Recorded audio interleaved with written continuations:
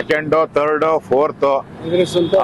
ಈಗ ಅನೌನ್ಸ್ ಮಾಡಿದಾರಲ್ಲ, ಚಿನ್ನ ಕೊಡ್ತೀನಿ, ಗ್ಯಾಸ್ ಕೊಡ್ತೀನಿ, ಸಂಬಳ ಕೊಡ್ತೀನಿ, ಸೀರೆ ಕೊಡ್ತೀನಿ, ವಾಲೆ ಕೊಡ್ತೀನಿ, ಜುಮ್ಕೆ ಕೊಡ್ತೀನಿ ಅಂತ ಎಲ್ಲ ಹೇಳಿದ್ದಾರೆ. ಒಂದು ವರ್ಷ ಬಿಡಿ, ಅವೆಲ್ಲ ಕೊಡ್ತಾರ ನೋಡೋಣ.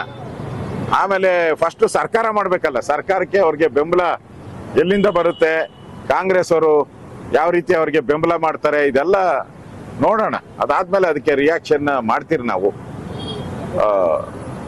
ಒಟ್ಟು DMK ತೊಲಗ್ತಲ್ಲ, ಹಿಂದುತ್ವವನ್ನ ತೊಳಿತೀರಿ ಅಂತ ಹೇಳಿದಂತ DMK ಅವರ ಮಗ ಯಾರು, ಸ್ಟಾಲಿನ್ ಅವರ ಸುಪುತ್ರ ಉದಯ್, ಅವ ಹೇಳ್ದಲ್ಲ, ಇಬ್ರು ಸ್ಟಾಲಿನ್ ಮನೆಗೆ ಹೊರಟೋದ.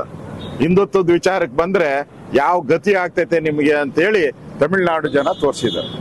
ಹಿಂದುತ್ವದ ವಿಚಾರ ಕೆಣಕಿದ್ರೆ ನಿನ್ಗೆ ಯಾವ ನಾಯಿ ಪಾಡು ಇಲ್ಲ, ನಾಯಿ ಪಾಡ್ ತರ ನಿಮ್ಮನ್ನು ಮಾಡಿದ್ದಾರೆ ಇವತ್ತು. ಅದಕ್ಕೆ ಎಚ್ಚರಿಕೆ, ಇನ್ಮೇಲೆ ಹಿಂದೂ ವಿಚಾರದ ಬಗ್ಗೆ ಮಾತಾಡಿದ್ರೆ ಇದೇ ಗತಿ. ಯಾರ್ಯಾರು ಮಾತಾಡ್ತಾರೋ ಅವ್ರೆಲ್ಲರಿಗೂ ಇದೇ ಗತಿ, ಸ್ಟಾಲಿನ್ನೇ ಗತಿ.